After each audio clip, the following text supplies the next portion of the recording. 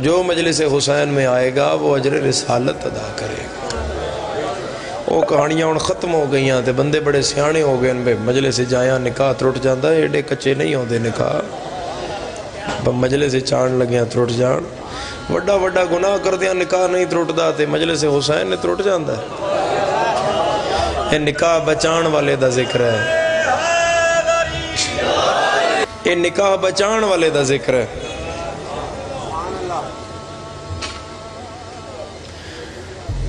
یہ 28 رجب حسین نہ ٹورے ہویا تے کس نو پتا ہی وہ نکاح کے ہے تے سیگا کے ہے تے حلال کے ہے تے حرام کے ہے۔ علی کے لاڈلے بچوں کی مہربانی ہے۔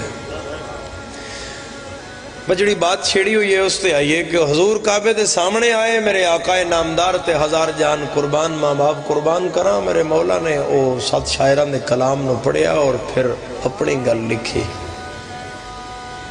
اور لکھنا اونا دا توڑ ہے جڑا اونا تو ود گل ہوئے۔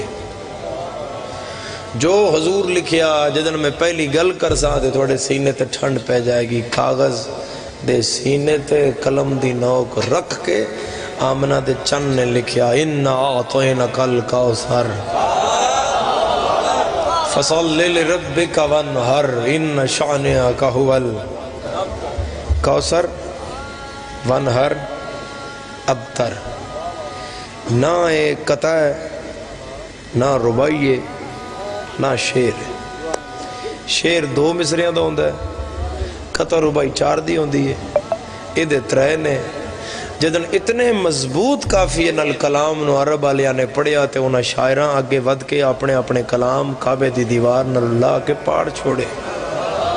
بھئی جو اس لکھ چھوڑیا ہے اس تو اگے لکھنا ناممکن ہے۔ 7ویں شاعر نے کلام اپنا لایا، حضور دے پیراں تے ہاتھ لایا، آکھیا اے شیر بھی نہیں ہے تے ربائی بھی نہیں ہے تے جے امر کرو تو میں 4تھا مصرع لکھ دے ہاں۔